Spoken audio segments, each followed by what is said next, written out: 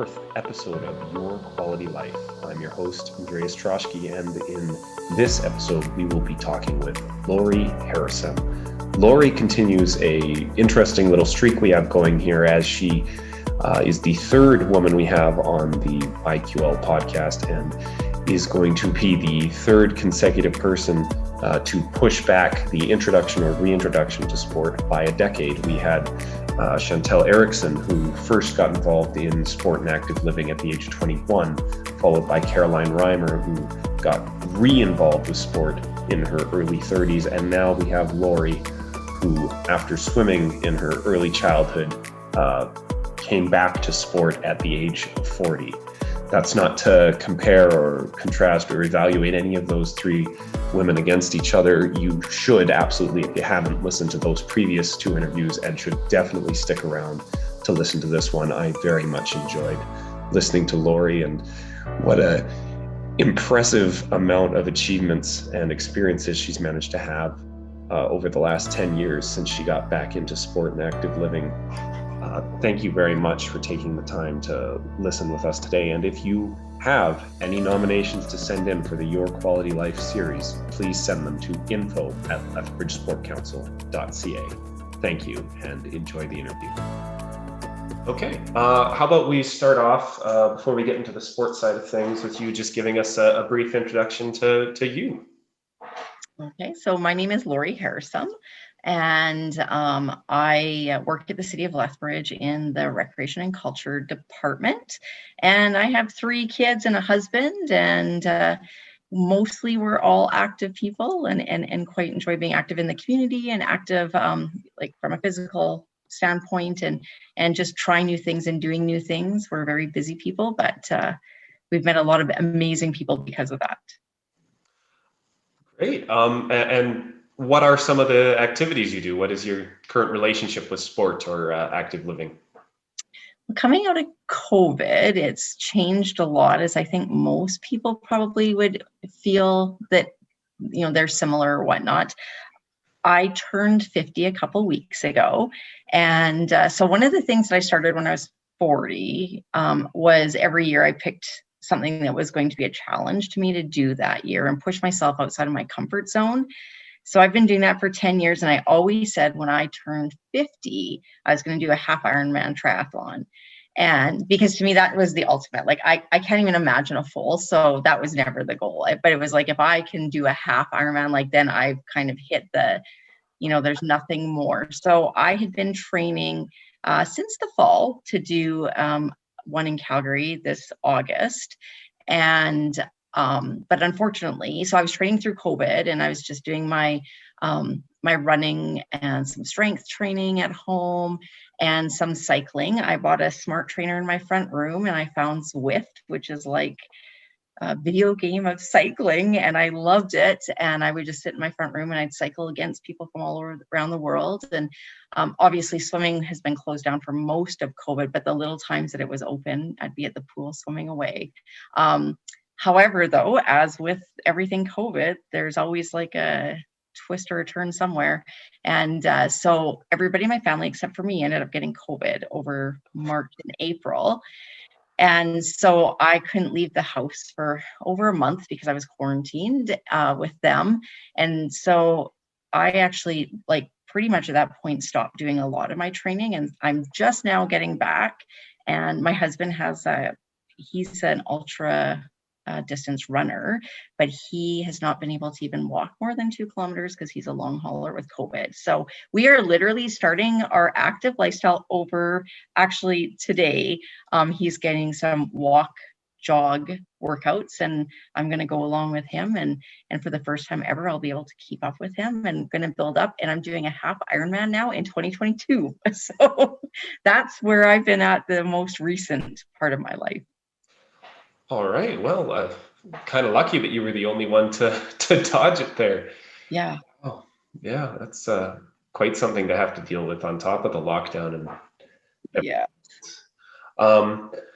So your husband is an ultra marathoner, and what is it that your kids participate in?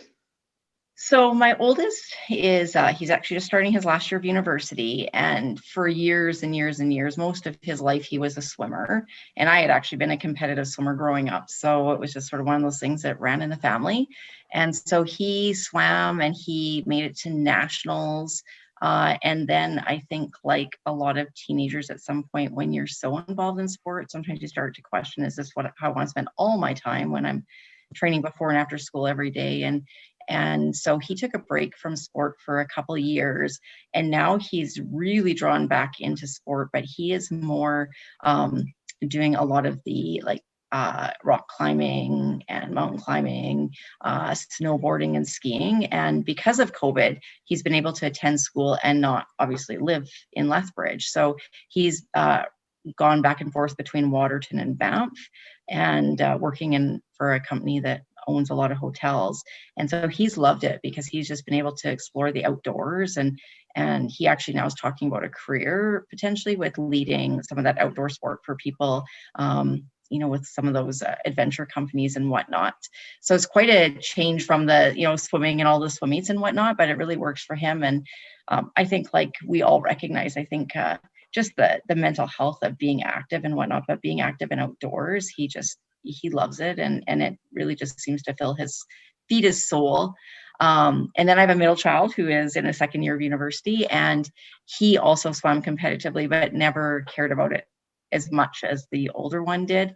But he's really into bouldering, and he goes to the local bouldering gym and is always there and working on his grip strength and doing like all the arm workouts at the gym and whatnot. And then we have a daughter who's a teenager, and she likes to walk the dogs and sort of be outside that way, but nothing that would be sport, competitive, anything like that. She is very tall, and so a lot of people have said, she just hasn't found basketball yet. So I don't know if that'll change as she gets older, but she's very different from the rest of us that way. And then my husband typically is a runner, and he likes to run long distances. He loves trail running, especially in the coulees. So COVID has really been pretty tough on him. So he's actually going to start today with the training schedule that they're going to build for him. It's going to be a lot of strength building again, so that he isn't having to do a lot of the cardio right now, because he really struggles with that. So just building up sort of that baseline with his glutes and calves and everything, getting him ready to kind of start to walk, jog, and then build up to hopefully running again one day. And then, like I said, I'll kind of start with him there, just because I haven't been running for about 3 or 4 months. And then I have my own strength training I do. And so that's easy to do from home, but I miss the gym and I miss the people. So pretty soon I hope to go back. For sure. Sounds like a good amount of diversity there across your kids and your whole family, really.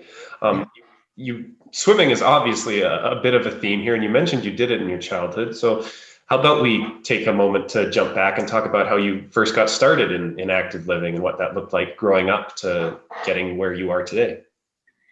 I grew up in Kelowna, and I remember when I was probably in middle school, I used to go swimming all the time, and everybody had pools in their backyards growing up. Like all of my neighbors, including myself, we all just swam in pools all day, every day in the summer.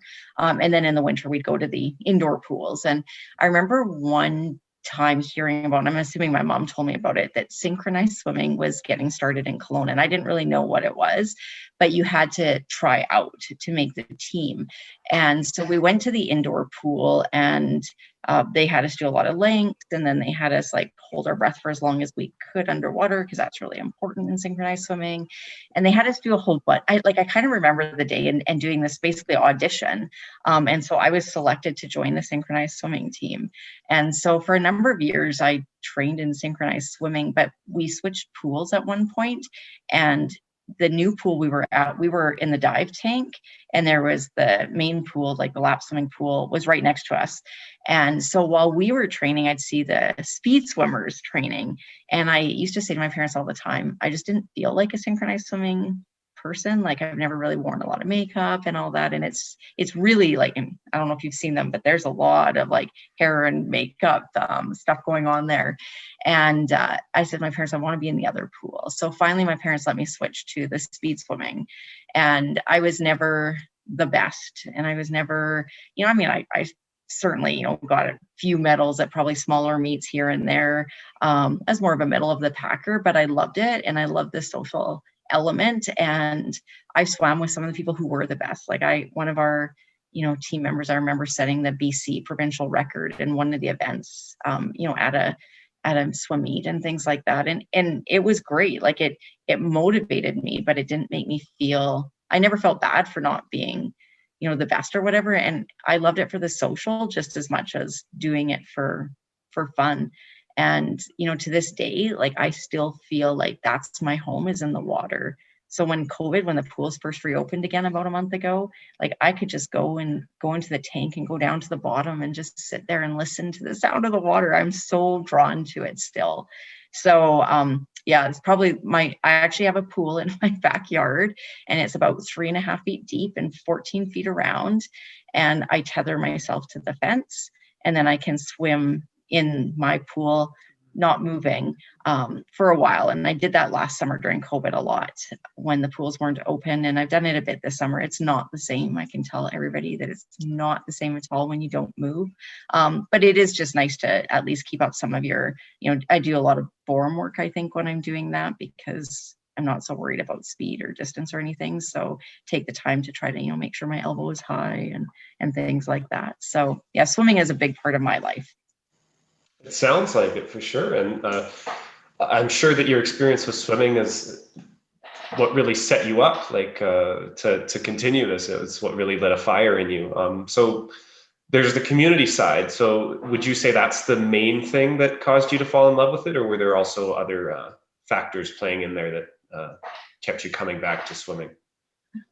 I think it was a bit of both. Like, I think that I was never drawn to team sports as a teenager. And I think it was because I was pretty bad at them. Like, I was the person in volleyball that when the volleyball was coming my way, like, I just wanted to turn and run away. I didn't want it to come to me. I didn't want the pressure of having to, hit the ball over the net with everybody staring at me. And if I missed, knowing the team, I let the team down.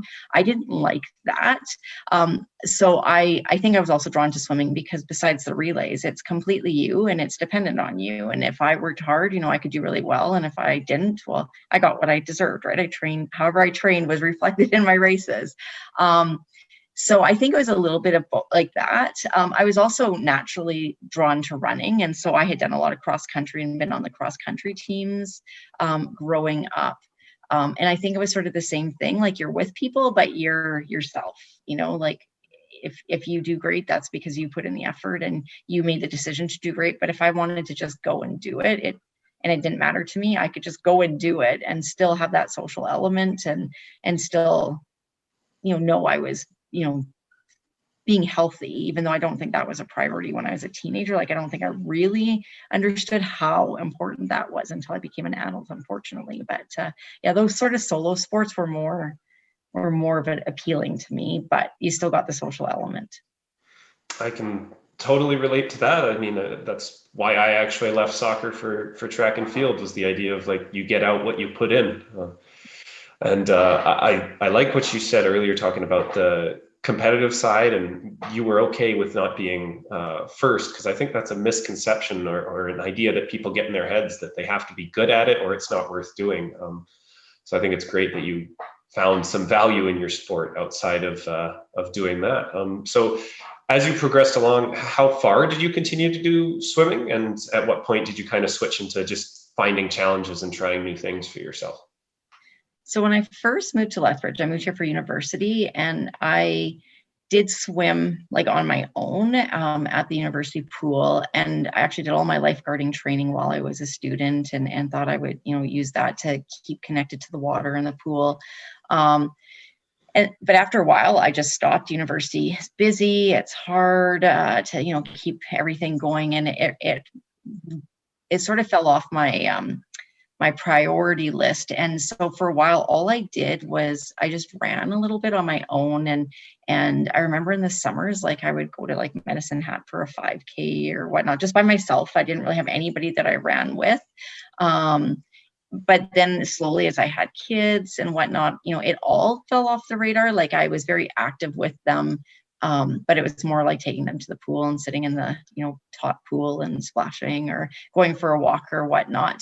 And it really wasn't a priority for me to think about things, I think, in the term of how we think about recreation and sport. I was just busy. I was active because I was living life, and I liked, walking with my friends and stuff, but I never really intentionally pushed myself again until the year I turned 40. And then that was purely an accident, because I kind of laugh and say, I truly probably was what a lot of people would consider a couch potato.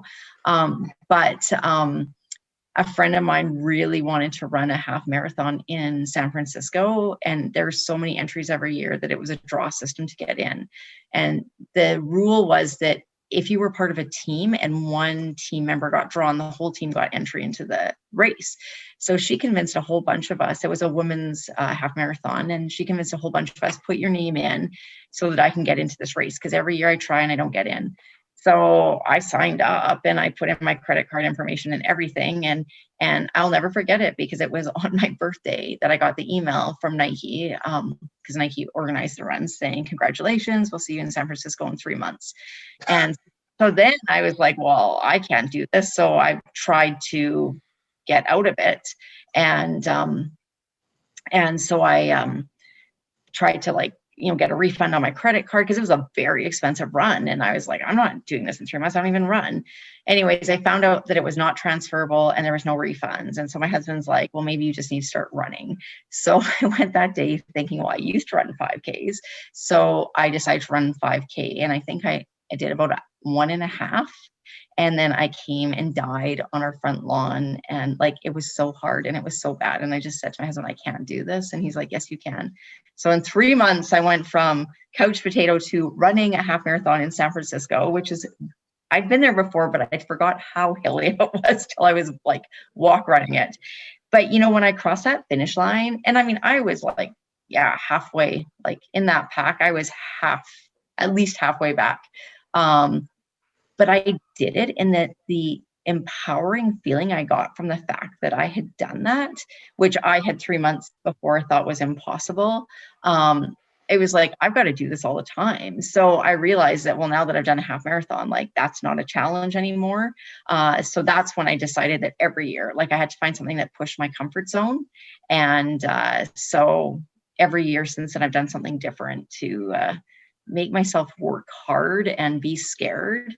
But in the end, again, it doesn't matter how I do, I just want to say I did it. And it's been quite a journey this last 10 years. I really like that. That's a great reason to get into half marathoning. Yeah. Yeah.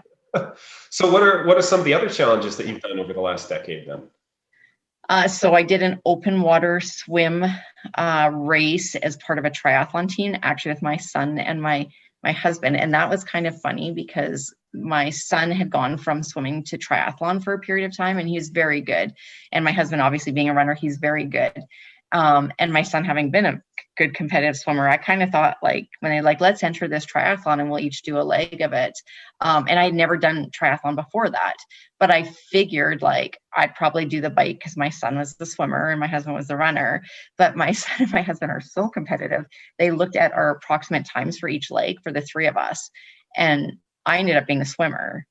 Because I would do worse and have less of an impact on our team as the swimmer than I would as the cyclist. And so I was the swimmer, and we actually came in, I think, second. We actually did really well. But so it was my first time really doing open water swim, and I was the only one not in a wetsuit, and it was really cold. And I just about thought I was going to die in that first probably 5 minutes. And I just thought, I can't do this. But I did it. It was scary and it was hard. And then I've done something called Fem Sport, which is a strong woman challenge. So, flipping tires and doing just crazy, lifting crazy amounts of weight, 45-pound sandbag burpees, as fast as you can and things like that. And it was super hard. And the training leading up to that really intimidated me, because it was all with, I feel all women in their 20s, which it wasn't. It was there were people my age, but it is predominantly a lot of younger women. But it was so incredible to see what women were doing and could do. And so I brought my daughter. I had my husband bring my daughter to come watch it. It was in Calgary, and I was just hoping like it showed her that, like, again, I was not the fastest, and there was no goal in my mind to, finish anything the fastest or lift the most weight, but I did every single event, and I finished every single event. So that was pretty challenging. And then I did my first actual triathlon in the last 10 years. And that was purely because my son said to me, I would never be able to finish one.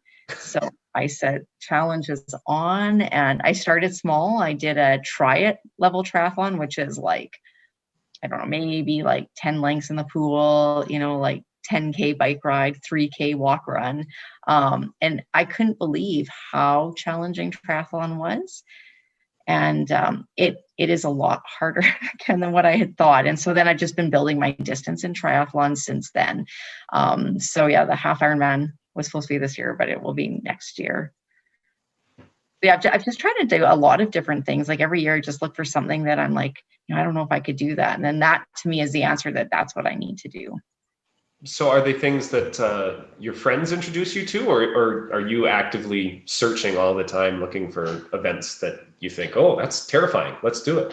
Yeah, it's a little bit of both. I think people now have started to, like some people have realized over time that this is sort of what I'm doing. And so the fem sport I was invited to do, and by a few friends and a coach I had at the gym, and she's like, you could do this. And I'm like, I couldn't do that. She's like, yeah, you could, she goes, I'll train you up. So I was like, okay.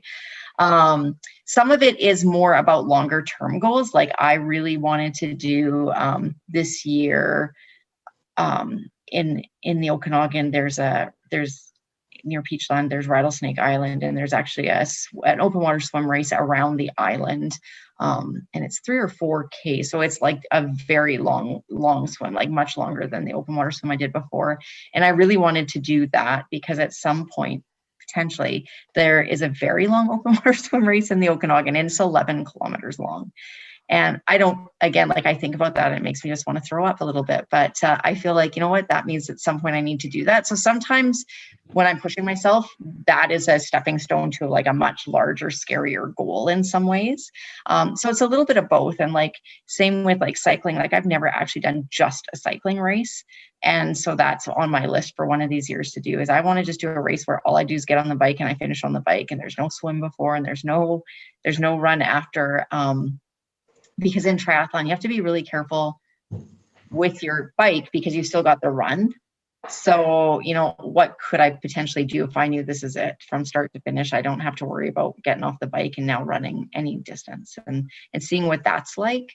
But bike maintenance scares me. And so that's actually more scary for me than anything else with the cycling, is if my bike breaks down, I really struggle. Like my coach works with me on like how to fix things, but the reality is I think I would just probably pull over and cry and hope somebody comes along to help me, because it's hard to change like the tubes on a bike and stuff. So I'm like, oh, so yeah, it's a little bit of both. And then I just hear about things and I see things and I just think like, oh, could I do that? And so there's some like really incredible running events, especially in the Crow's Nest Pass, that are like so crazy that at some point maybe I'd like to try. I tend to get injured if I run too far, so running is sort of a lower priority for me when it comes to pushing myself.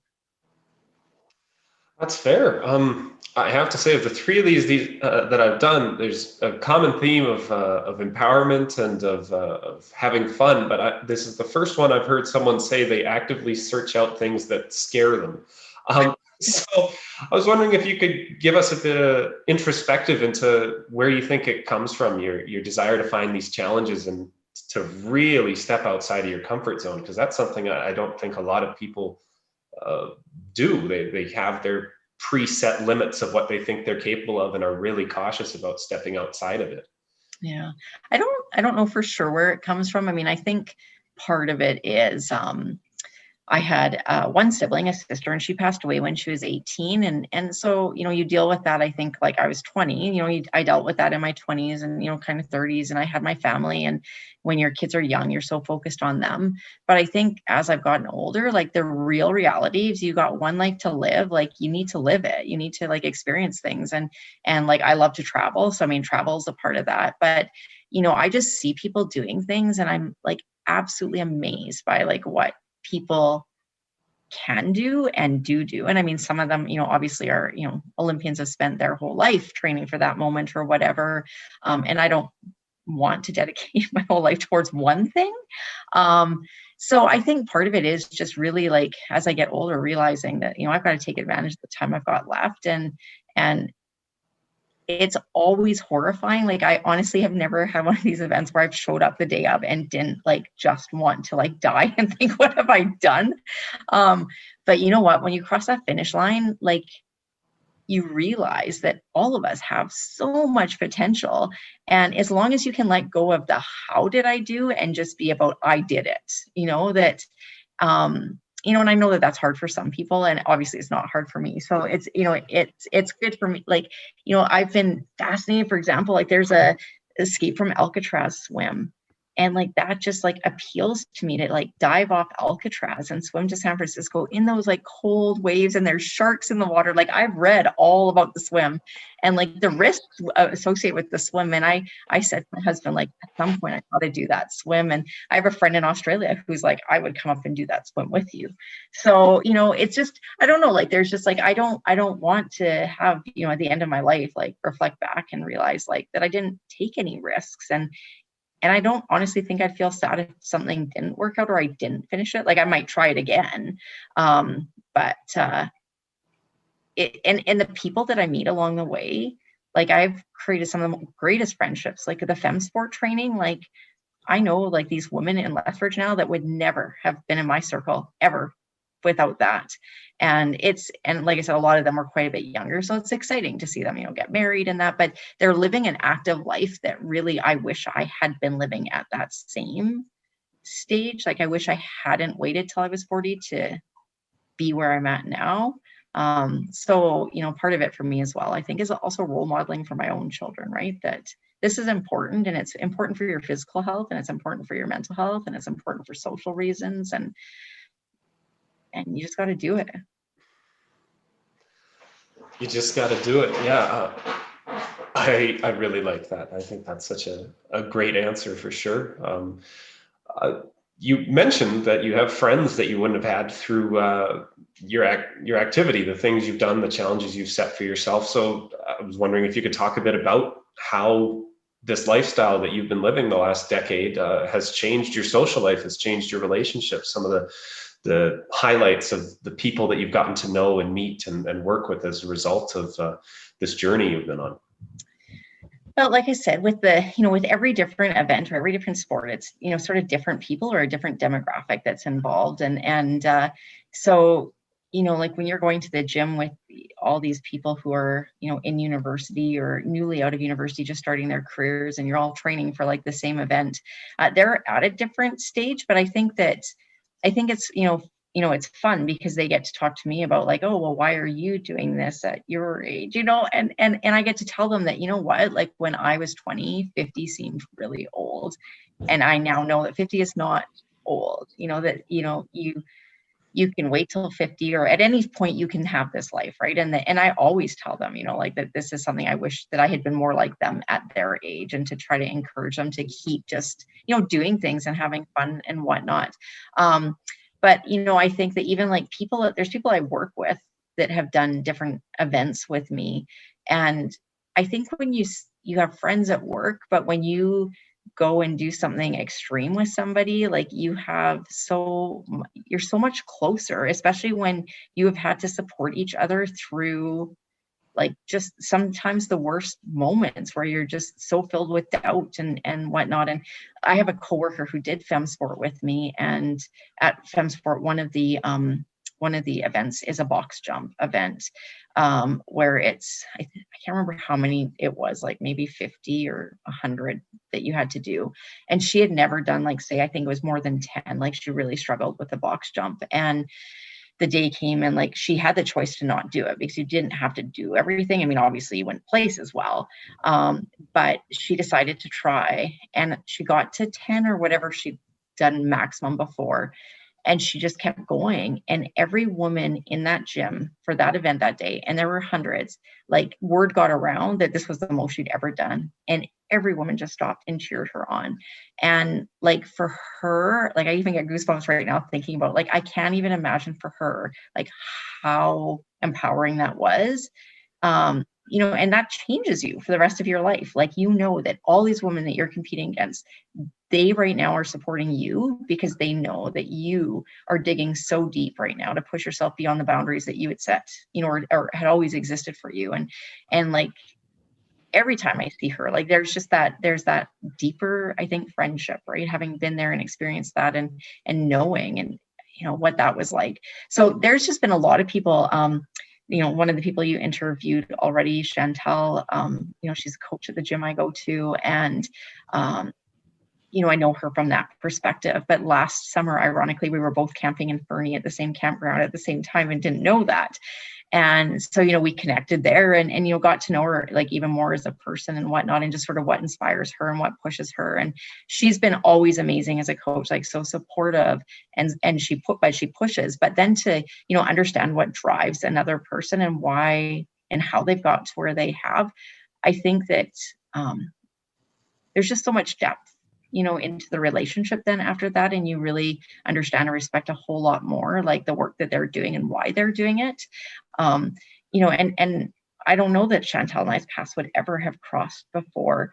But I went out and volunteered at the Lost Soul ultramarathon to cheer her on when she was doing it, because I wanted her to come by, my aid station, and I just wanted to cheer for her while she was there, whether that was for 30 seconds or 30 minutes, and just support her back, how she had supported me in the gym for all those years. So there's so many people, and in this community and afar, I got to go to West Africa with Right to Play and made some friendships through that, people that I'll probably never see again in my life, but we keep in touch, and their stories, like every story is inspirational. And I think it really makes you, again, appreciate life and that, everybody's very different, but I think sport and recreation and being active, like, is something that ties all of us together in some way. I can completely agree with that. I get goosebumps hearing that story about anytime you hear about someone pushing past their limits. And the last thing you mentioned there, Right to Play, I'd love to hear more about your experience there and why you went and what the experience was like for you along the way. So it's a strange story leading up to how I got to go. One of the friends I swam with is back in high school. She's on my Facebook and she lives in Vancouver, and she had sent a message to me. It was in November, I believe, or October. And she had said, hey, my friend's a blogger and she's trying to win this trip to go to Africa with Olympic athletes and Right to Play. And she needs votes because the blogger with the most votes wins. Can you go vote? And so I was kind of like, yeah, I guess so, whatever. I clicked on the link. And so I filled in that, who I wanted, even though I didn't know her. And I just clicked her name. And then, and she said, vote every day. And I said, you'll have to remind me every day because I will not remember to do this. If you really want me to, just send me a message every day. But the first time I did it, and only the first time, there was a pop-up, and it was kind of like, do you want to win a chance to go to Africa with Olympic athletes? Fill in our entry form. So I was kind of like, whatever. So I kind of filled it in and submitted it and didn't think about it because it never popped up again. And so, over the course of that month, I got a few emails from her, messages from her reminding me to go vote for her friends. So I did. And then there was this day in early December where I got an email saying, congratulations, you're going to Africa. And I was like, you expect it to be a scam, right? So I'm kind of reading it and I'm looking at who it's from, and I don't know who these people are. And it just seems really weird. And so I Googled the company that the email came from and realized it was a very, very large marketing firm, an international marketing firm, but I still had doubts. And it was the evening. So I emailed and I kind of said, haha, of course I'd love to go, but this feels like a scam. Like, what's this about? And then they emailed back and said, can we call you? So I was like, sure. So they called and they said, do you remember filling out the form? I was like, not really, but I probably did. And they said, well, the blogger that you voted for was the one that won. And and you've won the right to like go on this trip with her and these Olympic athletes. And I'm like, well, which Olympic athletes and where are we going? And they're like, well, we haven't determined that yet. And I'm like, when? And they're like, we haven't determined that yet. We had to like get the contest done, and now it'll be sometime in the next 6 months. And based on athletes' training schedules, which it'll determine who goes and to where. But they did say it was with right to play, and so it would be to one of the countries that right to play is involved in. And so I was like, of course I'll go. Like, who would say no to that? So over the month of December, the plans came together, and I found out I was going to Liberia in West Africa in March with Clara Hughes and Rosie McLennan. And of course, everybody knows Clara, but I didn't know Rosie at that point yet. She is a gold medal trampolinist going to Japan, I guess next week, probably, to hopefully win, I think, her third medal for Canada at Olympics. At that point, I think she had just come out of London and won a gold in London. And so it was those two and the blogger and myself and a videographer. And we were going there actually to get some filming for Right to Play and get some footage. And Right to Play, just for anybody who doesn't know, it was actually a not-for-profit founded by the Olympics. And it was founded because one of the Olympians years ago had been in Africa and saw the kids had rolled up a t-shirt into a ball and were using that to play soccer. And so he said, you know what, I'm donating all my winnings from the Olympics to this, community or whatever. And from there it grew. And then at some point it became separate from the Olympics, and it's its own organization now. It's international, but the headquarters are actually in Toronto. And so Clara Hughes is a huge Right to Play supporter, and so is Rosie. And they have like lots of athlete ambassadors who donate their winnings to Right to Play if they win anything at the Olympics or get money. And so that's why we went there. And it was really about seeing Right to Play engage in how they use sport to teach the youth, like so many things, like everything from the importance of hygiene, like malaria is very common there, and so blindness is very common. And so like we even did games where like they're like can't see, and like literally the game is to teach these youth like how to get by if you lose your sight because you get malaria. Like they don't realize that, but the staff would tell us like this is the purpose of this game, and they just thought it was a fun sport where you're blindfolded. But the reality it was to prepare them in case they got sick. So it was mind-blowing and life-changing, and just seeing how sport for development is like, it was one of those things where you think if I could go back and do things over again, like this may be where I would have spent all my energy and put my career and put my life towards, because it was so incredible to see sport being used in ways that really will change these youth's lives. So it was amazing. And it was amazing to be there with Olympic athletes and, to get to know them personally, because, you spend a week with them traveling around in the same hotel. And it was funny to see Clara Hughes trying to explain to them what skating is, and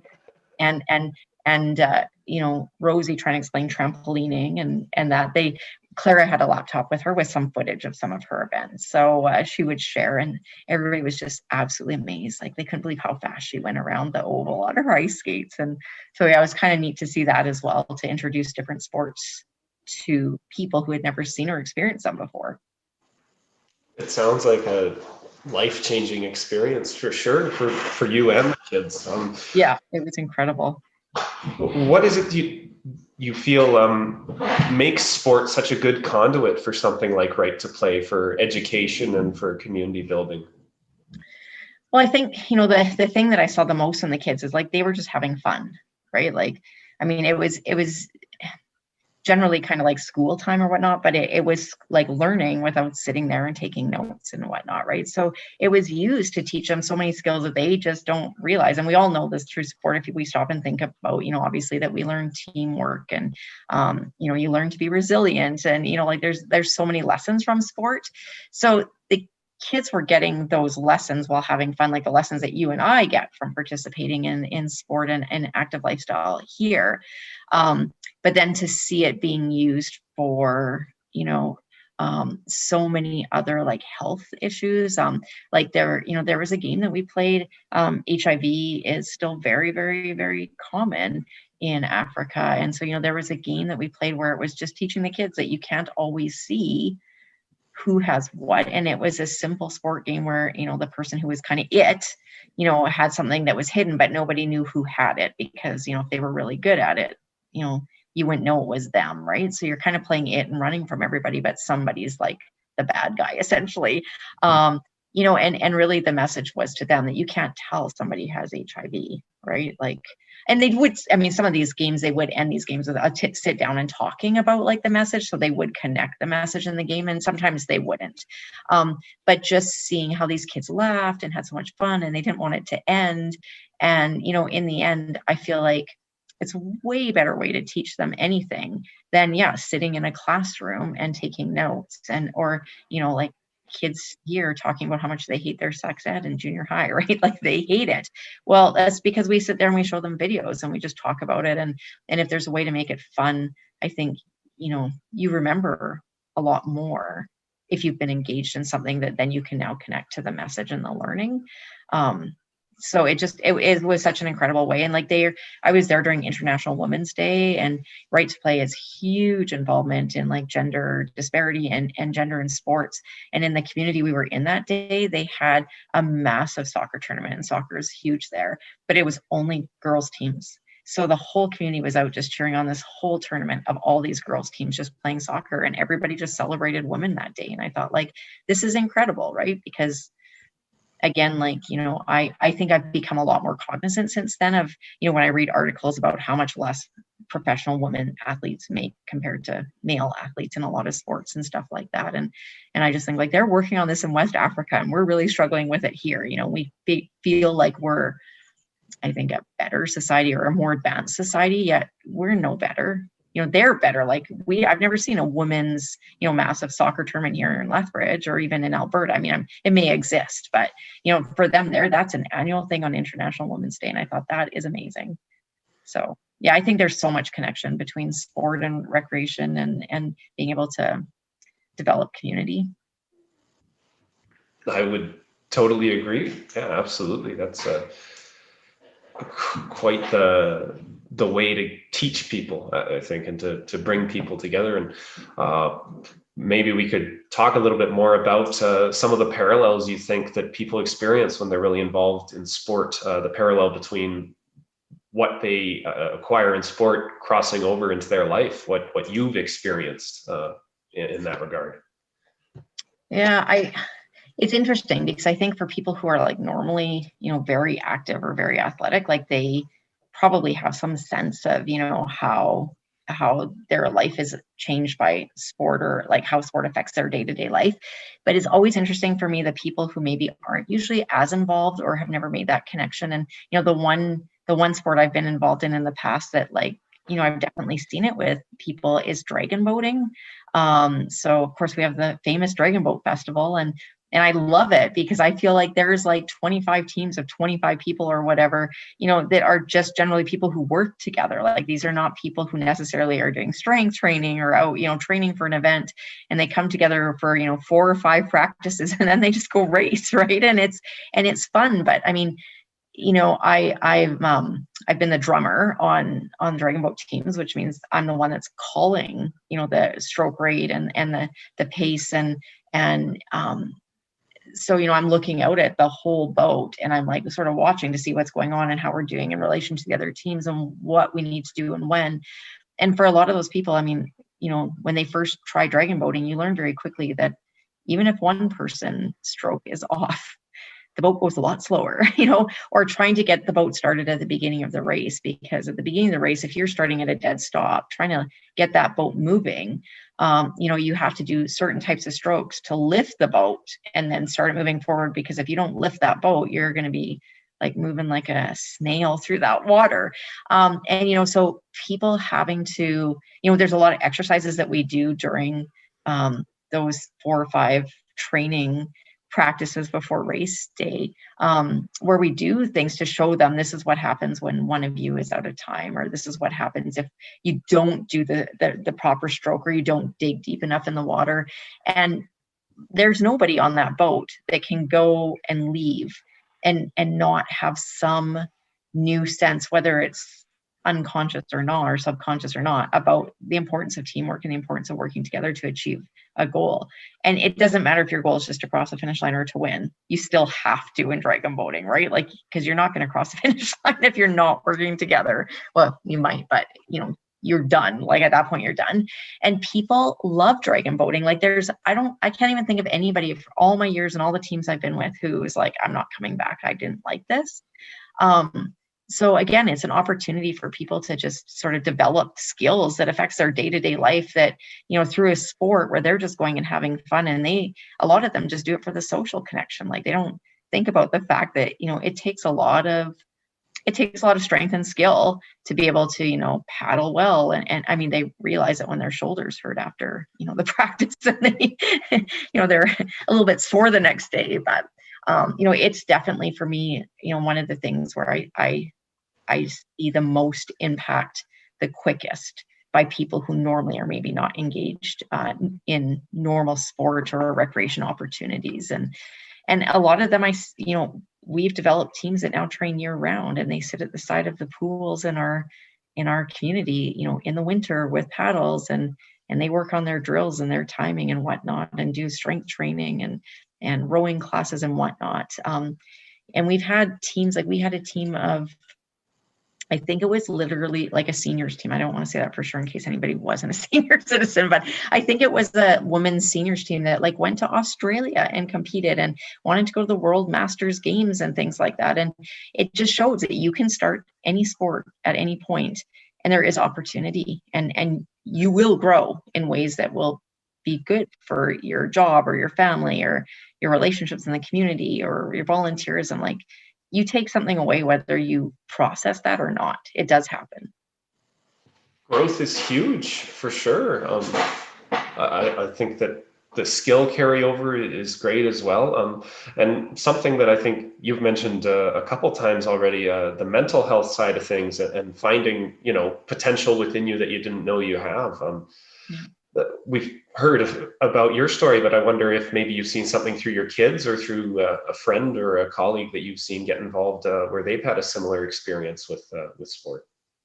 Well, I know for my husband, like running for him, like he's good and he's fast and he loves running. And I kind of joke because I don't love running. I do it because it's part of my training, but I don't enjoy it a lot. It is what it is or whatever. Whereas my husband, like, that's how he processes things. And that's how, like, if he's had a bad day, he goes for a run, and like, he comes home and he's a whole different person. And I guess I always realized that, but I don't think I really recognized the depth of it until he got COVID and couldn't run. And it's been a struggle. Like, it's been a huge struggle for him. He was off work for 8 or 10 weeks just trying to recover. And the first time we went for like a walk, we went down to the river bottom, and, like, he normally easily could, go 10, 15 kilometers. And he had to sit down before we hit a kilometer. And all these people are running past us on the pathways. And like, in my mind and my heart, like, I think I never felt, so sad in a long time, because I knew for him, like, how I could see in that moment, like, how hard that not being able to participate has been on him, and how much it had been important that I hadn't realized. But that day was super hard. And we relaxed by the river for a little while, and then we turned around and we walked our, 0.75 kilometers back to the car. And it wasn't a very successful, good day. And part of me even wondered if it was maybe even a step backwards for him, because it really reinforced the fact that he couldn't run. But, he's had to be cognizant of not doing too much and causing regression.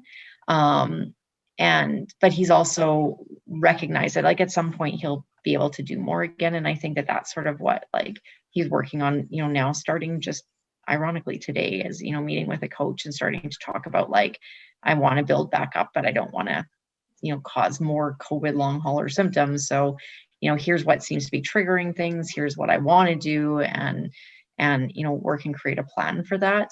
But it has been hard. It's been hard to see how important something was for his mental health, and then him not to be able to do it. And I think the hardest thing with COVID is it's not like other things where we kind of know, like, well, you can't do that, but you can do this, like you may have to change your sport, or you may need to change how you're spending your time, because we don't know what's going to trigger it, and we don't know what the long-term reality of having long hauler COVID is, right? Because you hear some of the horror stories are pretty awful. So we've also, for our mental health, tried to not read too many of those and take them to heart, because for some people, and in my triathlon groups on Facebook, there's a lot of Americans that had COVID right at the beginning in March, April 2020, and they're still commenting, like some of them can't run still.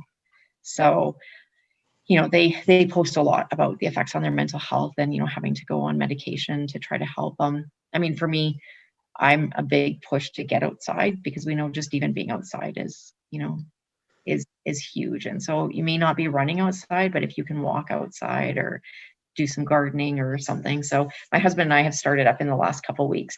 Every night at 9 p.m. we have 2 dogs. They're both blind and old, and we have a stroller. So every night at 9 p.m. we push them. We go for the stroller walk, around our neighborhood, and just trying to build up some distance for him that way too. And as much as he does not like pushing the dog stroller, because everybody thinks we have babies till they get close. But at the same time, he does come home happier. Like, I do recognize that even though it's not running, just being outside, and I think just moving around does have a positive impact. So yeah, it's hard, but there's definitely the connection. For sure. Yeah, that's the image of the dog stroller is in my head now. So that's really cute, but it is difficult dealing with that, especially when it becomes such a cornerstone of your life, and something you look forward to. We're definitely wishing him a swift recovery in the coming months, for sure. So a couple of your opportunities, your first one in your 40s and your experience with Right to Play kind of happened by accident. So I'm wondering if you could go back and give it, or if you could give advice to anyone listening or reading this interview when it comes out, where would you recommend they look to start getting involved in sport and active living? Where should they go? Well, one of the things in Lethbridge that I've seen change so many lives, and I would suggest people go. I think the reason a lot of people don't try things initially is because they're intimidated, because they're not good. And so I think that, one of the things that we have here that's free, so there's no barrier that way, and there is no expectation, is Park Run. And it's just actually restarting up in Lethbridge from COVID. It's been shut down during COVID, but it's starting up on July 24th again. And what Park Run is it's a worldwide event, and it happens in cities like literally all over the world. You have to, become a part of it, which Lethbridge now is. And it happens wherever you are in the world that there's a park run. It's Saturday morning at 9 a.m. and it's a 5K run or walk. And it's at the same location every Saturday, and it's all volunteer run and driven. And I always say to people, even if you're the slowest, you're not the last person, because there's a volunteer position to sort of be the last person. And so, that person's making sure everybody's completed the 5K course and that type of thing. And I know probably at least a dozen people who, when Park Run started here in Lethbridge, came out to walk the 5K, and now are part of the run community. There's one woman I know, she's on a run streak, and she has run, I don't even know how many days, probably 150, 200 days straight during COVID. And she started with just going to Park Run and just walking. And, there's people pushing strollers, there's people in wheelchairs, there really is, it's for everybody. For people like my husband, he was one of the competitive ones who he'd go out there trying to get a best time. So, he'd be done before it's at Henderson Lake here in Lethbridge. And so you do 2 laps. And, my husband often would be probably across the finish line as I'm finishing lap 1 kind of thing. So it truly is for everybody, and it's social and it's inclusive and it's no pressure. And it's a great chance to, over the weeks, just, you build stamina without even knowing it, because if you're not used to running 5K or walking 5K, you just do that every Saturday. And at some point, 5K is going to feel a lot easier than it did, 6 weeks ago or 8 weeks ago. And it's a great opportunity to try walk jog method of like building up if you decide you want to try running. But it's probably one of the biggest things I've seen in Lethbridge for getting people to be like, what, I don't know what I'm doing. I don't know what my goals are. I just know I need to do something. Another program that's just kind of getting started in Lethbridge again, it existed here before, and it's kind of gone through a provincial makeover, so it's not really big yet, but I know they're building it, is the Prescription to Get Active program. And for that program, people just have to go see their doctor and say that, they want to be active, and the doctor gives them literally a prescription that they go to the website, and then they can use that prescription at any of the places listed on the website. And it's generally a 1 month free trial. So, it might be like, swimming for a month, or, like a membership at a gym for a month or whatnot. But to me, it's a great way to just go try something, and you don't risk the financial commitment because it is being offered to you for free.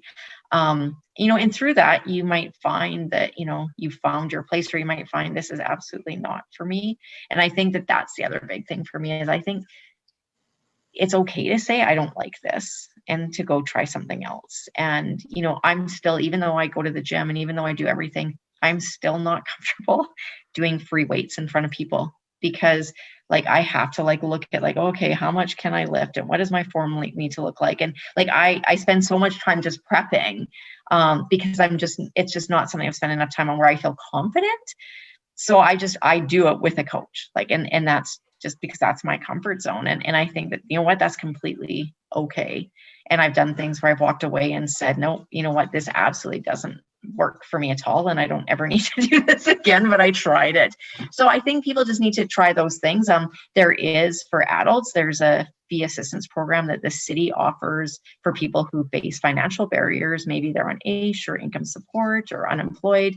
And twice a year, people can apply for funding, and they can use it towards any local sport or recreation activity. They can use it to go to a gym. But it's a great way, again, if you're, to address the barrier of the financial barrier, if you just want to try something. Those both sound like great programs. I'd never heard of the Prescription to Get Active before, but it just makes sense. Yeah. It's such a cornerstone of living a healthy life. That's a Totally. program. So I guess we'll stick to giving advice to anyone looking to get started. So now we have an idea of where, but how would you recommend people look to get inspiration or motivation? Where should they look to find some of that based on your experience? I think the easiest way is friends. I think all of us know people who do different things. And I know that I get excited when somebody's like, oh, tell me about your gym, or tell me about triathlon. And, we all like to share our stories of what we do and what we like. And I think everybody kind of knows, like, somebody said to me, well, I want to try triathlon. Like, where do I start? Like, I would probably be better able to connect them to the resources that exist in Lethbridge than somebody who doesn't know triathlon. So, I think that that's a great way to start, is to look at the people around you, and are people doing things that you would want to try. And again, like, if you've got friends who go to the mountains every weekend and they climb, like, maybe you are, scared of heights or something, but you're like, well, I'd like to go and, experience some of the stuff. People are generally like very willing to change what they're doing or how they're doing it to accommodate bringing somebody along to experience it. So for me, that would be the best way. There's also the Sport Council website has all the sport groups in Lethbridge, and there's activelethbridge.ca, which has like so many of the recreational opportunities. And sometimes I think, when you just don't even know what you want to do, maybe it's a bit overwhelming to like look at the Sport Council website and go like, oh my goodness, look at all these groups. But like, a lot of people don't even know all the things that exist in Lethbridge. In a lot of places, like, they will have, gyms that will have somebody, you can hire a trainer and do a one-on-one a couple times, and, check it out and see if you like it. Or, introductory courses. Like, I know Sport Council has offered a lot of try it opportunities for people that, you want to try lacrosse. This is your weekend to try lacrosse, right? And take advantage of those, because, again, there's a lot of opportunities. And I think that but I think that for most people, the comfort level is in not doing it alone or, whatever the first time. And so having somebody who is very friendly and welcoming and encouraging to, help you experience it. Totally agree. Appreciate the shout out to the Sport Council as well. So you mentioned when talking about right to play, how we're not as far along as we like to think we are as a society sometimes. And obviously we can talk about what we'd like to see in the world in a perfect world case, but I think the best thing that anyone can do is start small. And I was just wondering, what changes would you like to happen, or growth would you like to see happen in the sporting community just in Lethbridge in the next months and years as we emerge from COVID here? Well, I think, probably very familiar with what's going on in society as a whole is, I think we need to look at the makeup of our community and make sure that the makeup of our community is reflected in the makeup of, and not just sport, but for every organization offering anything, is it a welcoming and inclusive space? Are the people who want to participate and want to try things, do they feel like they can they go and do that? So how do we do a better job of, addressing, we know that racism exists in the community. So everywhere in the community, it's, it can be everywhere. So, addressing some of that, maybe exists in sport. I definitely hear the stories here and there that, people, maybe there's certain sports that they don't feel as welcome at, or they feel that that's more for middle class or rich people, or, even addressing the barriers of transportation, getting to the sports. For some parents, they're on the bus, and if they're in an activity where the kid has to go to different places 3 times a week, it's really hard to sometimes be able to afford that, or to be able to figure out a routine that works. Or if you have multiple kids and you're trying to bus them around to different activities, it's really hard. So I think that there's a lot of barriers that exist, and trying to find solutions to those barriers, not just financial, but also in just ensuring that there's nobody in the community who doesn't feel welcome to try what it is that they're interested in, no matter what that is. And no matter what the reason is, we should, I feel very privileged because I've never hesitated to try something because of that.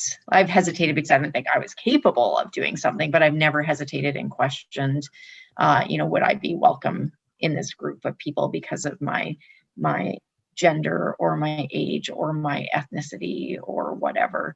But I hear from a lot of people that is how they feel. And like I said, not just in sport, but in everything in the community. Well, I hope that we can continue to knock down those barriers. And oftentimes I think, again, sport translates into the real world. So if we can do it in sport, then that's going to help us get a leg up on doing it in the rest of the world for sure. So your Ironman triathlon is in 2022 now? Yes. I'll do it in August 2022. I'll be out there on the course pushing the boundaries. Is that Penticton? No, I'll just do Calgary. Calgary, okay. Yeah, nice. yeah. Lovely. And do you have any idea yet what your 2023 objective is going to be? No, I think that it may come out of my training for the half Ironman, to push distance in one of the sports even further. And like I said, it probably won't be running, because when I push distance too much in running, I seem to be prone to injury. So it'll probably be some kind of crazy cycling or swimming goal, but maybe it'll be something just completely new, boxing or martial arts or something like that. Nothing wrong with that. New is always fun and exciting. Yeah. I think that's my full list of questions. So thank you very much for taking the time to talk to me today, Lori. Well, thank you so much. And I will have to watch for you on the Pronghorns track and field and cheer you on, because I tell you, I am, like I say, I very much respect. Maybe that's what I'll do, is I'll have to take up some of the track and field sports and find a way to compete at my age in track and field, and see if I still have what I had in elementary school when we were out on the field, doing long jump and high jump and that type of thing. I can tell you, you'd definitely be welcome. Track is one of the great sports for, it's got a huge diversity of ages, all the way from 4 or 5, all the way, I think the oldest we've had is someone in their 90s still competing. So There you go. in the medium there, you'd be just fine. Awesome. Well, maybe I'll see you there. Yeah, maybe. All right. Thank you very much. Well, thank you. Yeah. Have a good weekend. Yeah, you as well. Thank you. Bye-bye. Bye. And so that will do it for our 4th episode of Your Quality Life. I'd like to thank Lori Harasem for being willing to participate and take some time to talk with me. And I'd like to thank you, obviously, for listening. If you do have any nominations to send in, please send them to info@lethbridgesportcouncil.ca. And I hope very much that we will get to see you when we publish our next interview.